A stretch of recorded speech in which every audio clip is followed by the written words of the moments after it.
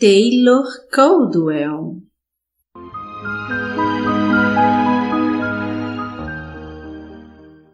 Médico de homens e de almas.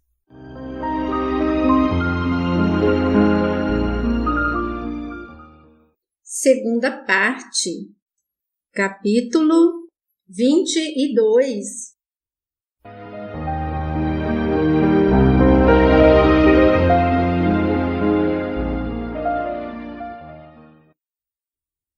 Preciso entrar naquelas galés, disse Lucano, depois de chamar Cusa à meia-noite. Durante horas ouvira o rumor provocado pelos escravos e marinheiros na caça e destruição de ratos e na limpeza inteira do navio, feita com licívia. Cusa disse: "Estás louco, naturalmente. Vou aquecer um pouco de vinho para ti e nele colocarei especiarias." Lucano contemplou-o demoradamente. "És um homem esperto, Cusa. Quanto tempo levarias para forçar o cadeado da porta que dá para as galés?" Cusa recusou-se a levá-lo a sério, ou antes, recusou-se a mostrar que o tomava a sério.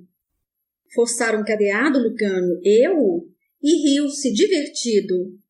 Depois bocejou amplamente. "Por que me acordaste a esta hora? Foi para trocar gracejos?"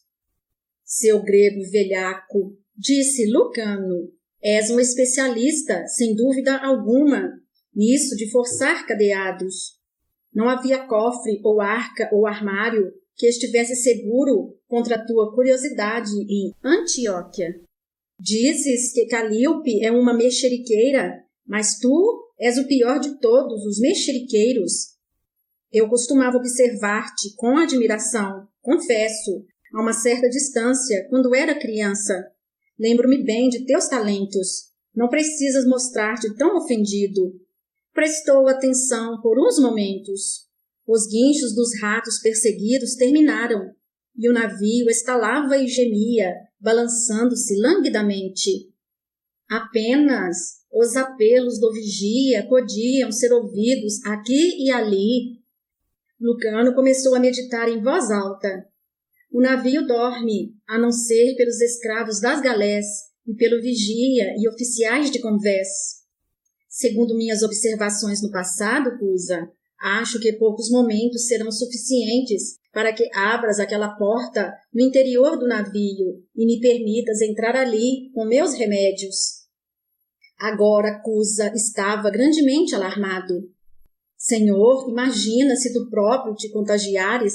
Ah, sim, já pensaste nisto? Devo entregar a Diodoro um cadáver? Teu rosto parece de ferro.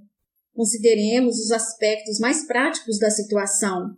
Galo recusou-se a deixar que entrasses nas galés. Eu me desculpo diante dele por o haver considerado pessoa grosseira, para o qual o oferecimento de um bom vinho é uma blasfêmia.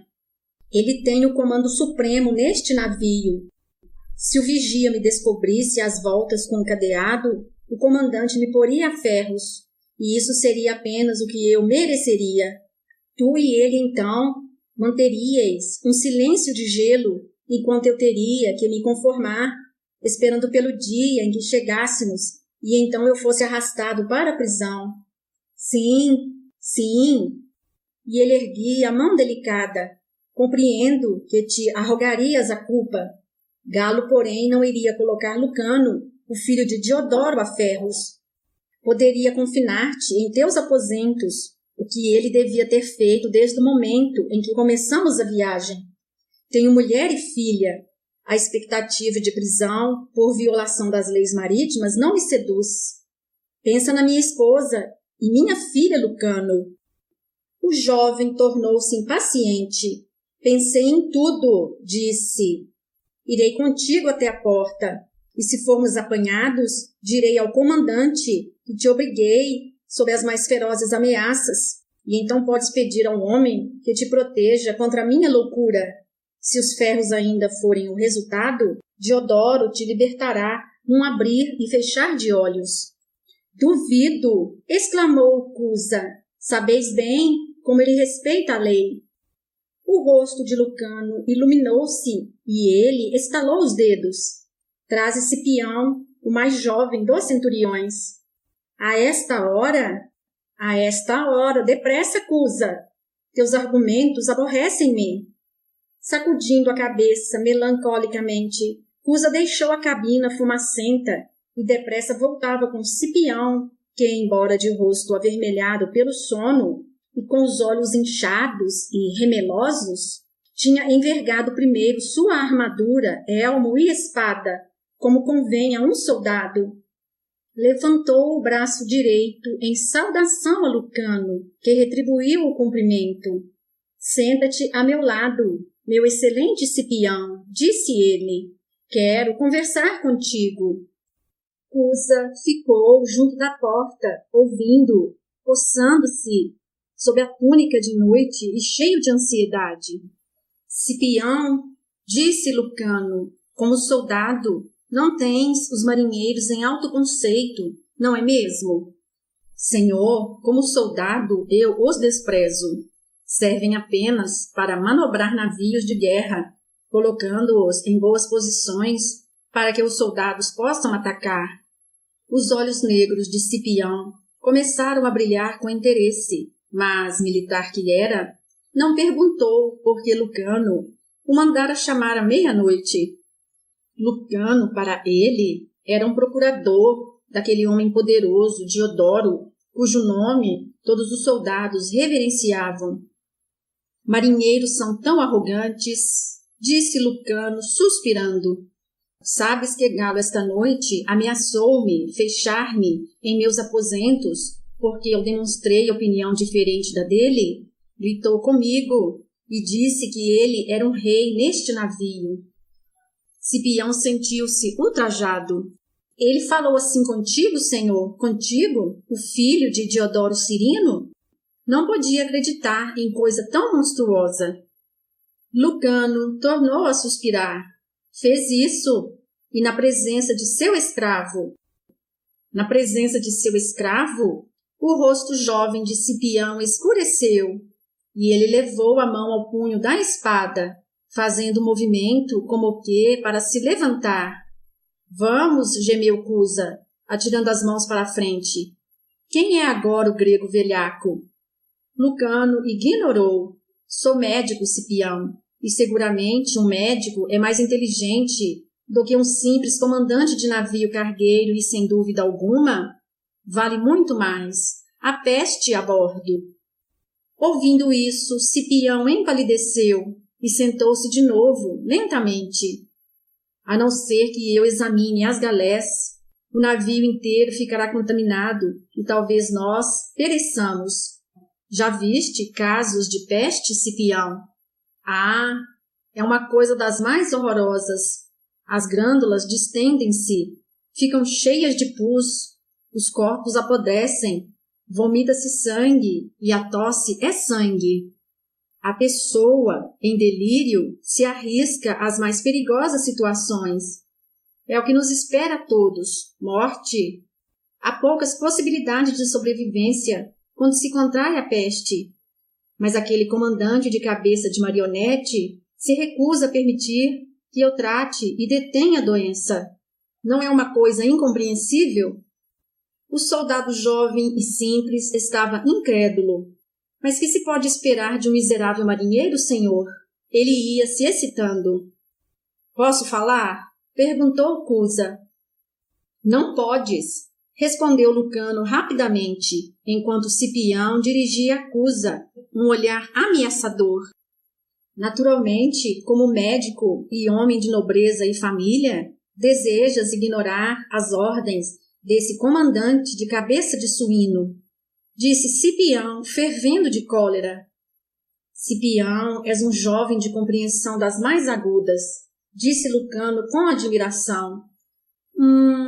Grunhiu Cusa. Fui acusado de ter uma natureza serpentina, mas aqui está um que envergonha as próprias serpentes de Ísis. Lucano continuou a ignorá-lo. Cipião, com voz que tremia de cólera, disse: Como se atreve ele a ter a presunção de dar ordens ao filho de Diodoro Cirino? Lucano sacudiu tristemente a cabeça. Gritou-me a sua autoridade, bateu com um punho na mesa. Ameaçou-me com... Como é que dizes mesmo, Cusa? Com os ferros. Cipião se pôs em pé de um salto. Alguém pagará por isso, exclamou. E tudo quanto eu desejava era proteger-nos a todos contra a peste. Estamos com a bandeira amarela arvorada, Cipião. Poderemos não obter permissão para descer na Itália. Podemos mesmo ser mandados de volta para Alexandria ou ficarmos flutuando no mar até que morramos todos. Sabes como os médicos de Roma são rigorosos. Há quanto tempo não vês tua namorada, Cipião? E teus pais de Roma, onde os romanos são romanos e não guardiães de um mundo ingrato? Os olhos de Cipião encheram-se de lágrimas. Naquele momento, ele teria matado o galo num relance. Cusa, boquiaberto, fitava Lucano em atônita admiração. O corajoso Nécio era tão sutil quanto um oriental. Preciso de tua ajuda, Cipião. Poderá haver uma sentinela junto da porta das galés fechada a cadeado. Ou a sentinela de vigia pode fazer suas rondas antes que o meu maravilhoso Cusa force o cadeado. Forçar cadeados era coisa censurável, e por um momento no rosto de Cipião transpareceu certa dúvida. Depois clareou. Que significava para um grego isso, de forçar um cadeado?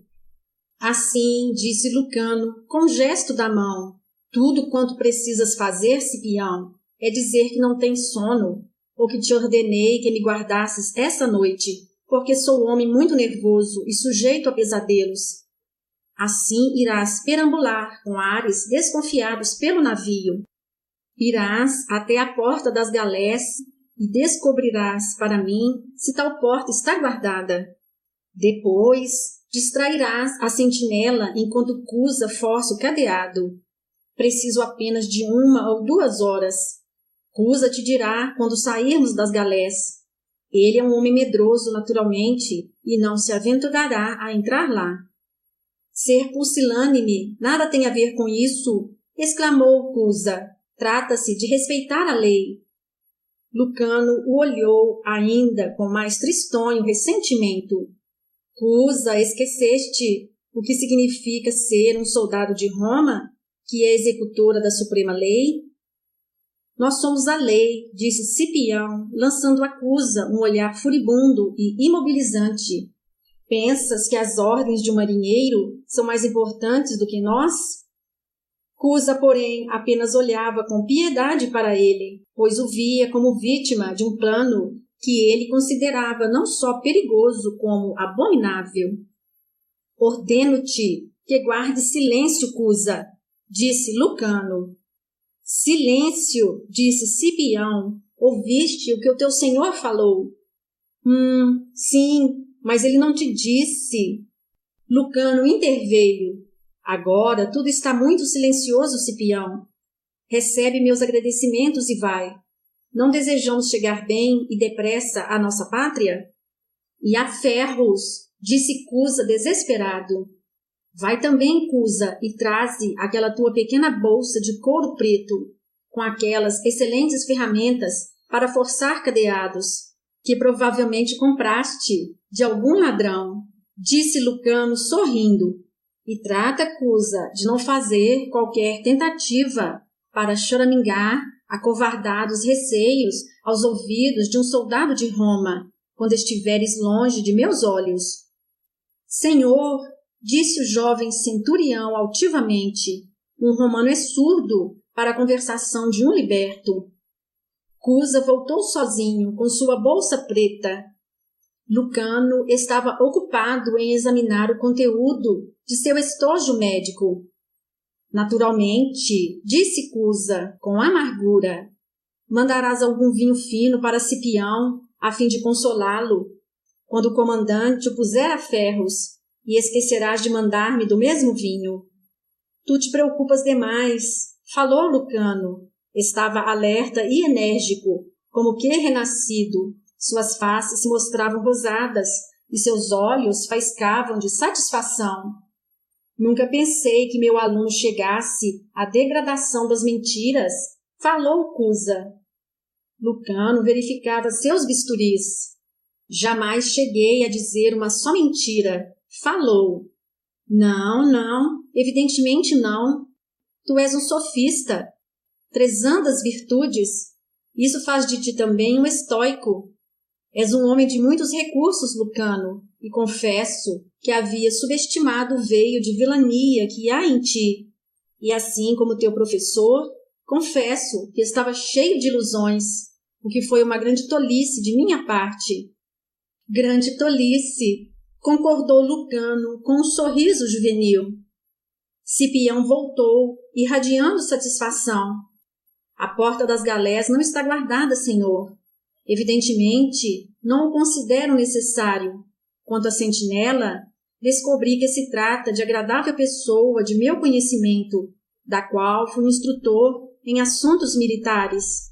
Penso, acrescentou Cipião, com o entusiasmo de um conspirador, que um pequeno jarro de vinho bebido em minha companhia no convés superior aguçará seu interesse pelas campanhas militares. Um jarro de vinho, disse Lucano a Cusa, que gemendo, como que atacado de fortes dores, foi buscar o que lhe pediam.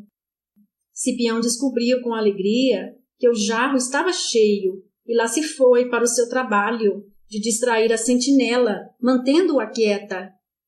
O comandante mandará enforcar a sentinela lá no mastro da ponta da verga, ou da maldita coisa que seja, disse Cusa.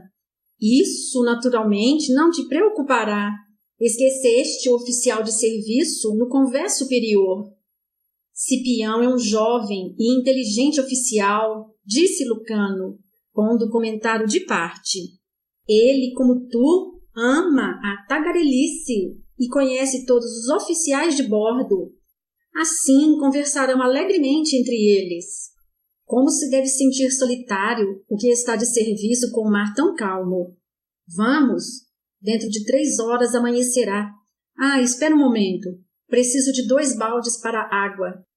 Não te arrastes como um velho, Cusa. Não estás para ser executado. Isso eu duvido, disse Cusa. Apanharam a lanterna da cabina e levaram-na para o estreito corredor externo. Lucano tinha pena, tanto pelo medo de Cusa, quanto pela crença do professor na autoridade absoluta e pela sua aceitação indiscutível de tal autoridade.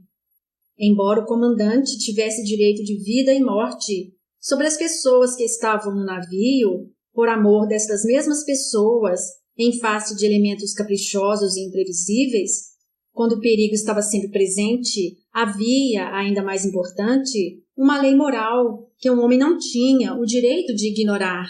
O comandante tinha suas leis, mas que se tornavam opressões em lugar de leis, quando ele negava àqueles pobres escravos qualquer socorro, alívio ou direito à vida. Lucano recordou histórias autênticas de navios como aquele, quando escravos das galés tornavam-se doentes, com distúrbios violentos e brutais, e ficavam trancados lá embaixo, sem auxílio. Os passageiros e outros escravos, que se não haviam contagiado, tinham permissão para desembarque, depois de examinados pelos funcionários da saúde pública, e então o navio era rebocado para o mar, com sua carga de prisioneiros, moribundos escravos de galés, irremediavelmente atingidos, e incendiavam a embarcação. Lucano fremiu, recordando aquilo. Aquele era o destino que esperava os pobres desgraçados do porão. O jovem grego cobrira as pernas e braços com apertadas tiras de linho, bem como as mãos. Envolvera-se em seu manto com o capuz cobrindo a cabeça. Cusa levantava bem alto a lanterna fumegante. As passagens estreitas de madeira estavam absolutamente silenciosas e escuras, e os 2 homens deslizaram por elas para baixo. Cipião fizera bem o seu trabalho, não encontraram sentinela. Deslizando pelas portas fechadas, retendo fôlego e caminhando tão levemente quanto possível, podiam ouvir o longínquo e rítmico movimentar-se dos remos nas profundezas do navio, o estalido e os gemidos na madeira, o ressonar distante de homens. Todo o navio recendia a licívia e alcatrão e as diversas fedentinas de cargas, gente, óleo e do calor e sal dos últimos dias. O piso dos corredores, enquanto eles se moviam como fantasmas, descendo as escadas para os fundos da embarcação, estava quase tão imóvel quanto a terra. O navio deslizava sobre a face do oceano com um movimento apenas perceptível. Mais e mais desceram eles, e a vigorosa fedentina ia se fazendo quase insuportável. Agora outro cheiro se acrescentara, o da morte e da doença. O forro do último corredor tornara-se tão baixo que Lucano era obrigado a curvar sua cabeça. Viu que a água estagnada se ia infiltrando ali em pequenos fios negros, infinitamente nauseantes para as narinas. No esforço para deter a infecção que se espalhava, ervas, especiarias e substâncias insalubres foram queimadas ali, aumentando a fumaceira, o calor sufocante e a poluição do ar. A lanterna atirava sombras atrás dos 2 homens que deslizavam sobre o piso imundo, pelas paredes de madeira podre, com forro que deixava vazar líquidos. Lucano teve consciência de um som, como que de um sopro contínuo de vento, selvagem e ainda assim abafado, sonoro e melancólico. Era a voz dos escravos das galés, a voz sem amparo, menos do que humana e, entretanto, repleta da agonia de toda a humanidade. Cusa parou, assustado. São apenas os escravos, murmurou Lucano, confortando-o. Mas Cusa tremia. Lucano o empurrou com delicadeza e a lanterna vacilava na mão do outro, que cochichou. Como poderemos evitar que o comandante venha a saber disto? Ali há muitos escravos e um capataz. Isso transpirará. Provavelmente, respondeu Lucano, mas um fato consumado é um fato consumado, e somente eu serei visto. Contudo, se tiver sucesso, e sinto que eu terei, o comandante será o primeiro homem a ser cumprimentado pelas autoridades, e podes estar certo de que não mencionará a parte que terei tomado nisto. O corredor era tão estreito que eles tinham de andar um atrás do outro. Era também bastante curto. No fim, uma espessa porta de madeira com ferrolho e cadeado. Lucano fez sinal a Cusa, que deslizou em direção a ela, abrindo sua bolsa de ferramentas. Não te ajoelhes, sussurrou-lhe Lucano. Há infecção na água. Cusa curvou-se para o cadeado e começou a trabalhar nele, suas mãos ágeis e úmidas tremendo, o suor correndo-lhe por sobre os olhos. Lucano mantinha a lanterna junto dele e lhe observava o trabalho por sobre os ombros. As lamentações dos escravos atrás da porta pareciam parte do próprio ar, e as paredes e forro vibravam com elas. Outros escravos estavam confinados no corredor vizinho, pois tinham o dever de levar comida aos escravos das galés, bem como água, e substituir aqueles que morriam. A maior parte deles eram os que Lucano vira serem trazidos para bordo no dia em que embarcara. Foram condenados à morte sem culpa pelo comandante e sabiam disso. Lucano podia ouvir os soluços sufocados de suas mulheres e os gritos de seus filhos através das paredes. Enquanto Cusa trabalhava, Lucano despejava pacotes de desinfetantes em 2 baldes de água que tinha trazido com tanta dificuldade. Um era para que eu bebesse os escravos doentes e moribundos, e o outro para seu próprio uso. Tinha que manter as mãos molhadas enquanto fazia os tratamentos. O cheiro de desinfetante misturou-se aos outros cheiros intoleráveis, e Cusa espirrou miseravelmente, limpando o nariz na manga e continuando a trabalhar. Houve então um estalido agudo e o cadeado estava aberto. Vai embora já, murmurou Lucano. Não abrirei a porta enquanto não estiveres longe dela. Fica na minha cabina, e se alguém vier, dize que estou dormindo. Durante um longo momento, entretanto, o professor ficou a olhar estranhamente para Lucano, à luz alta da lanterna, e seus olhos ativos mostravam-se estranhamente imóveis e fixos. Estava pensando, se alguém tivesse tido um senhor menos bom e justo do que Diodoro, também poderia estar nestas galés, morrendo, sem auxílio, sem esperança. Se não fosse por Lucano, eu ainda seria um escravo. E sussurrou, Senhor, eu não te deixarei. Lucano franziu para ele as sobrancelhas, mas Cusa repetiu, aonde fores, eu irei. O jovem grego sorriu e pareceu a Cusa que seu rosto tinha um rápido e súbito halo de luz. Vem comigo, disse o jovem grego. Alguns ratos, que escaparam à matança geral daquela noite, passaram correndo por eles, guinchando, alvoroçados, e Cusa teve a impressão de que eles se mantinham contra as paredes do corredor, como se houvesse algo que só eles viam, algo não terreno, que lhes dera uma ordem não ouvida. Com aquilo veio a coragem a Cusa, sentiu um ímpeto de exaltação. Nada jamais poderia ferir Lucano, nem aqueles que o serviam. Foi preciso que ambos reunissem suas forças para abrirem a porta, e ainda assim, apenas com um esforço tremendo, o conseguiram. Tinham colocado no chão os baldes, a lanterna e o estojo médico, no ponto mais seco, de forma que a luz tombava apenas no piso da galé. O resto era treva absoluta. Mas tão poderosa insalubridade e calor correram dali para fora que Cusa o sentiu como poderosos golpes em seu corpo e em seu rosto e tropeçou, recuando, cobrindo a face com a manga. Os gemidos e lamentações dos escravos encheram todo o corredor com um eco surdo. Depressa! Sussurrou Lucano. Apanhou a lanterna e seu estojo e Cusa, recuperando o controle, mas nauseado, levantou os 2 baldes com os desinfetantes.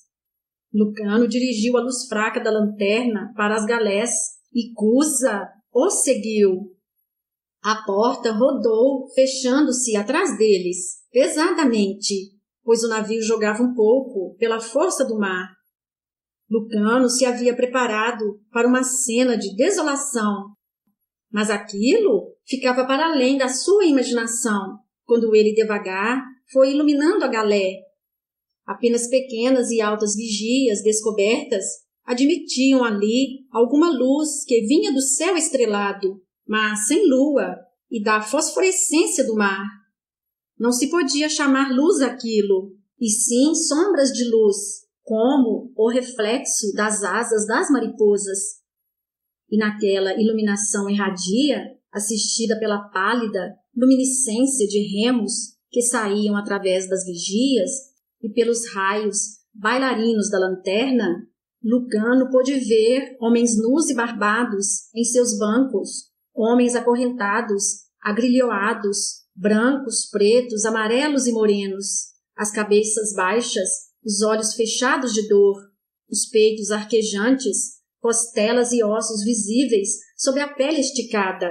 Seus braços moviam-se em ritmo mecânico, suas vozes carpiam em vasto gemido, e o unir e reunir de suas correntes e grilhões acrescentavam um coro surdo de ferro ao seu lamento.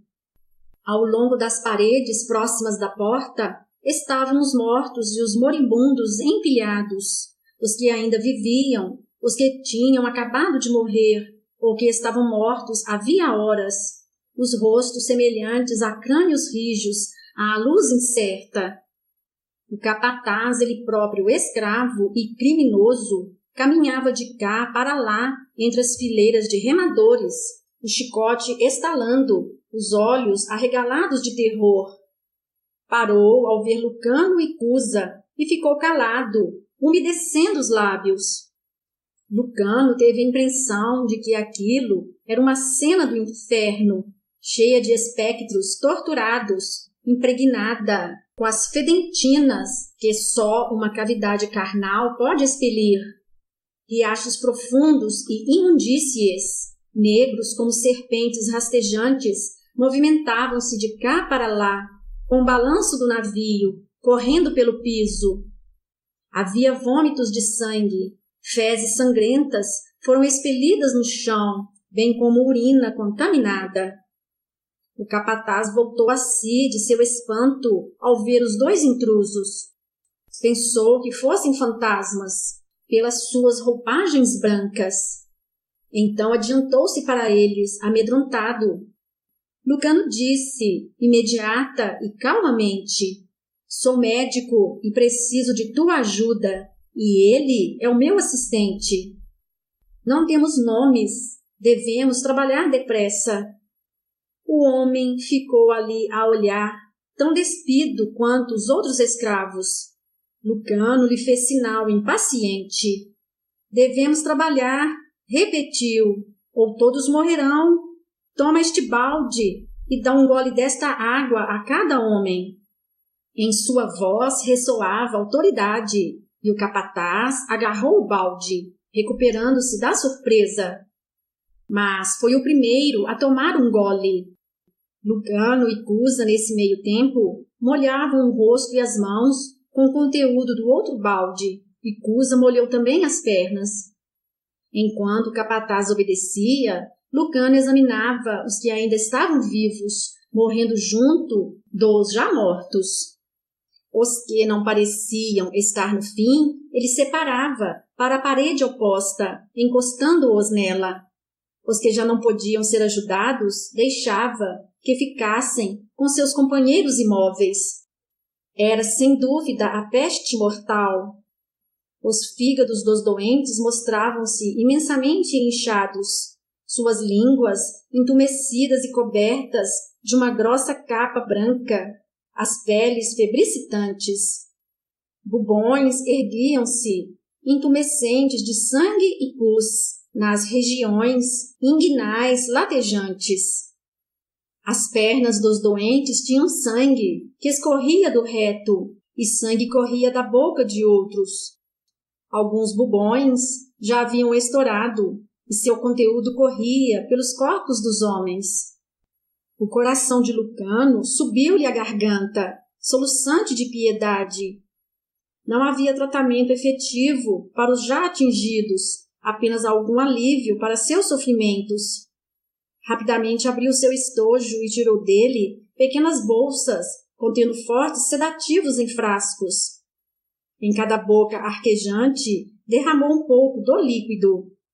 Os homens levantavam os olhos para ele, como animais mudos e atormentados. Lucano sorria-lhes suavemente. A lanterna fazia faiscar parte de seus cabelos, e seus olhos azuis irradiavam para eles a mais profunda e terna compaixão.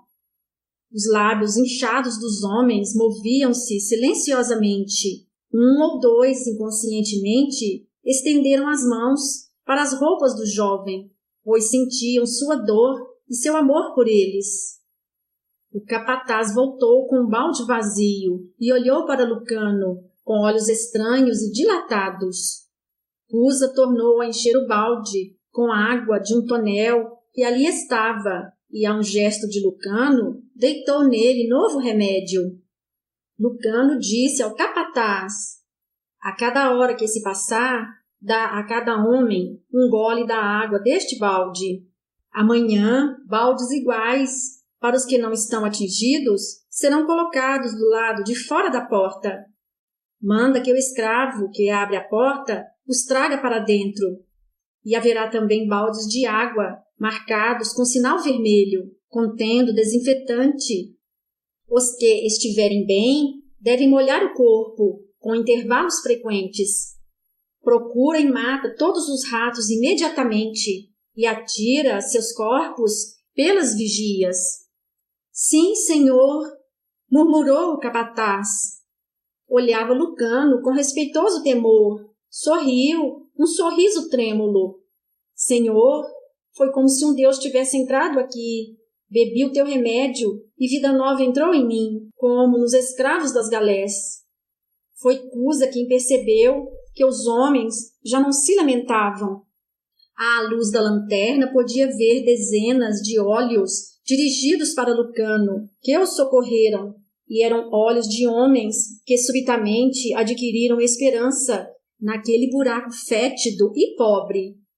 Alguns deles começaram a cantar uma canção sem nome, e um momento depois outros se reuniram.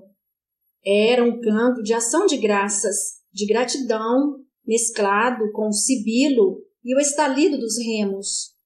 Mesmo os moribundos e os doentes o ouviam e moveram as cabeças, cessando de se lamentar.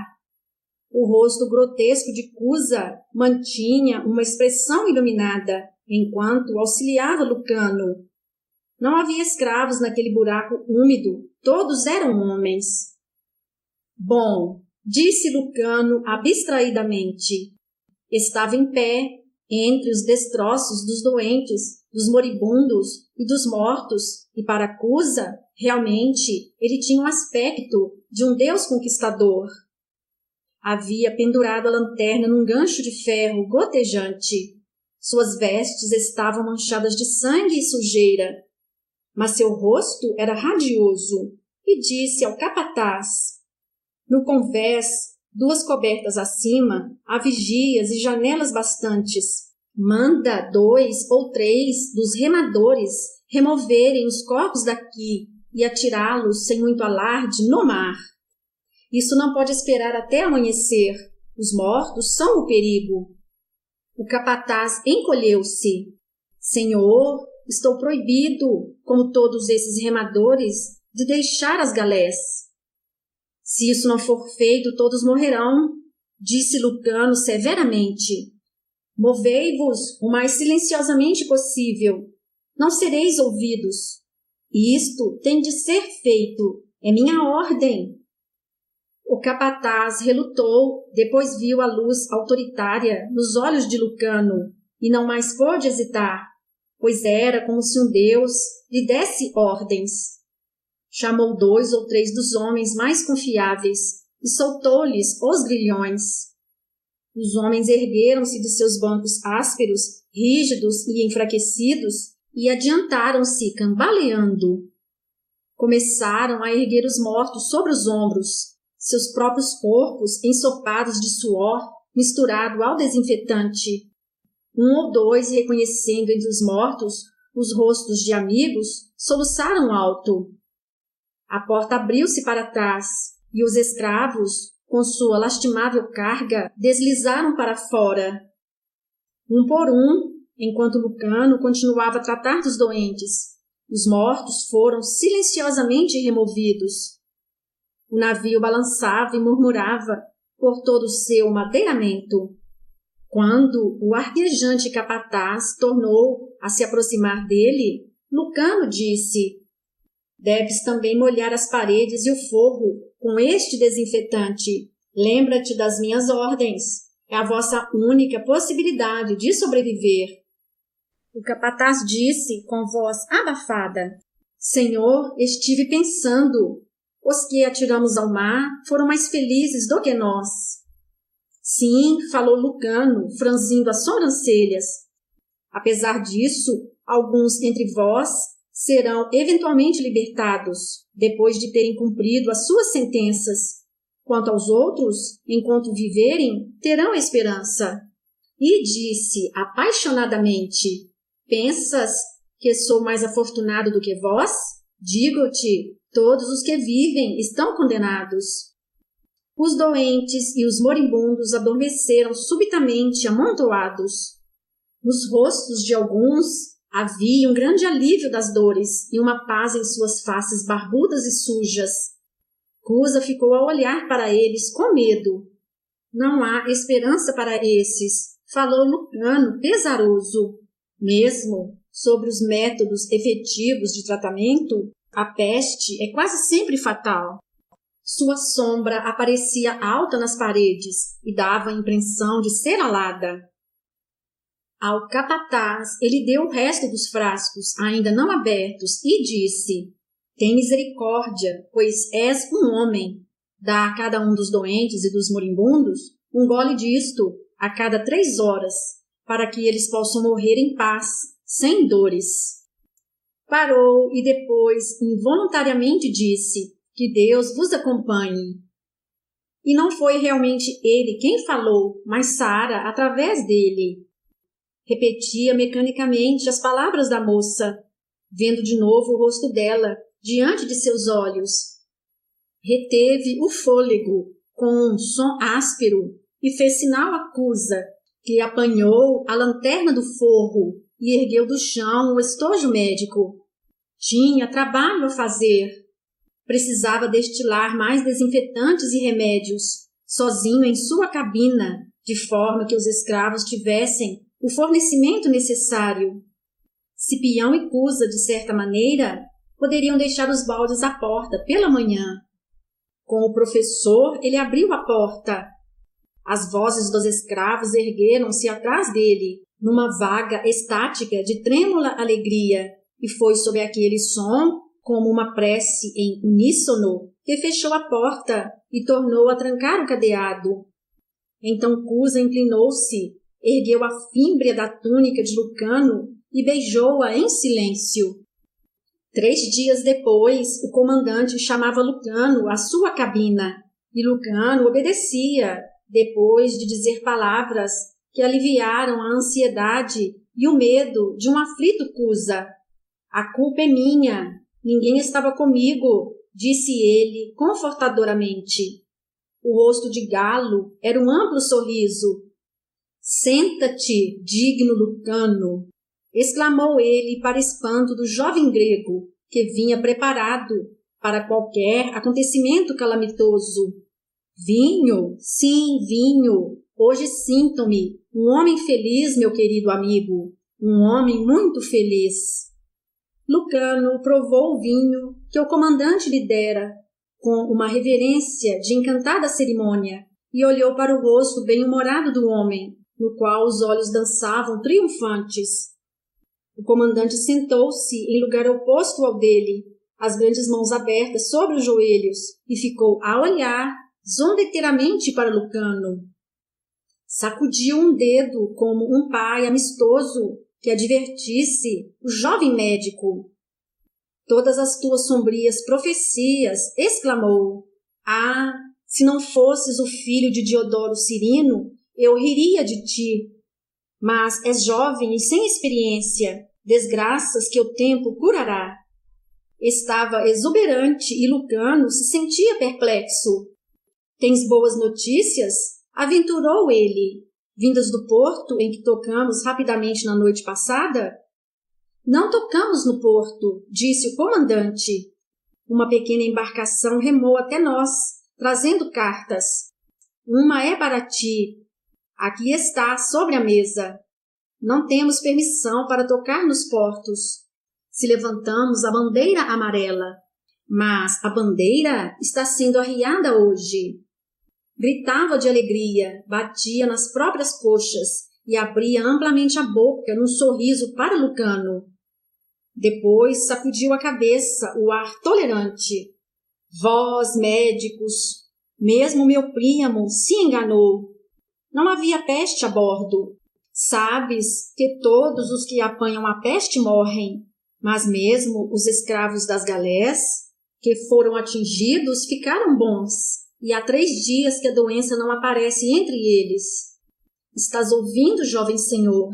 Mesmo os atingidos ficaram bons, e isso é impossível tratando-se da peste. De uma hora para outra levantaram-se do chão da galé e tomaram seus lugares nos remos.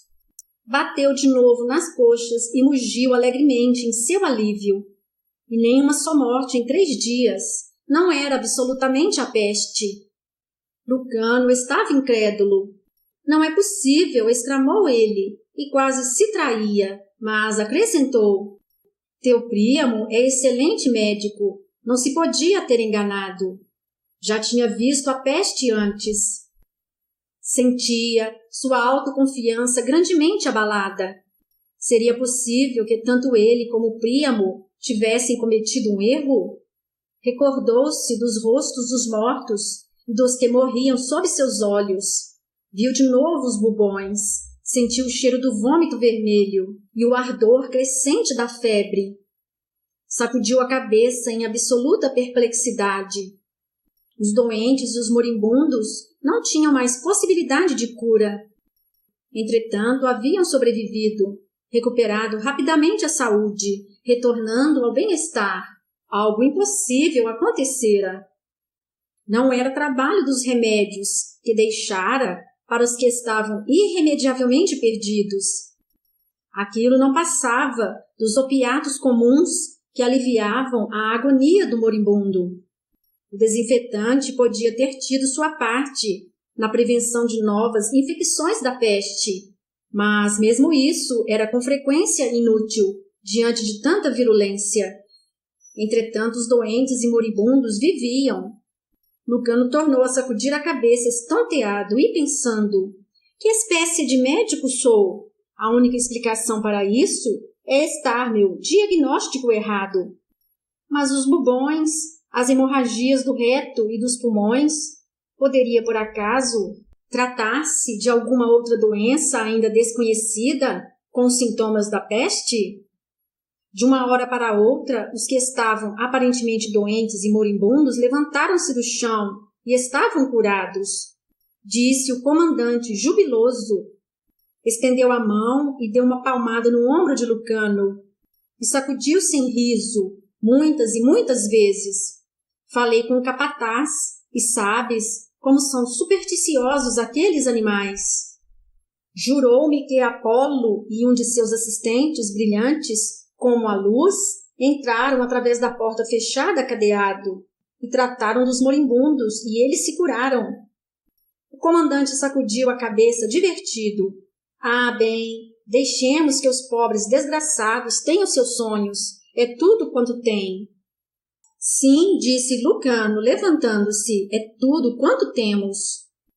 Apanhou de sobre a mesa do comandante a carta que lhe era destinada e, seguido pelo riso do homem, deixou a cabina e foi para a que lhe pertencia, com um andar pesado e a cabeça meditativa.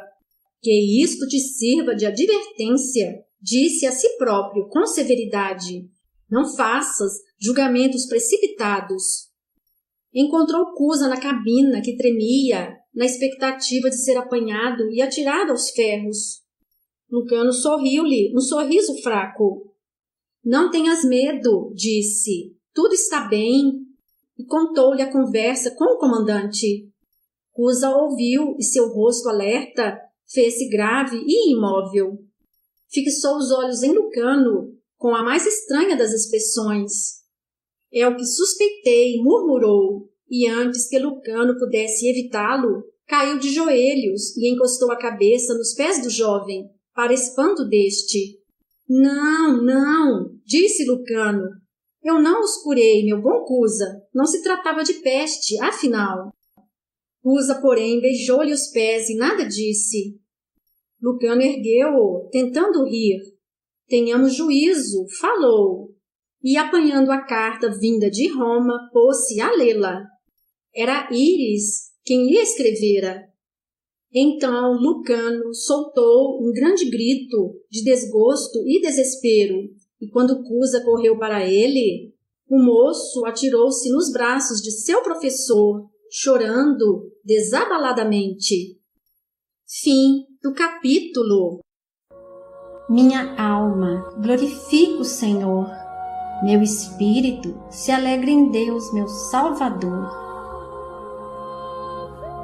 pois atentou para a humildade da sua serva. De agora em diante, todas as gerações me chamarão bem-aventurada,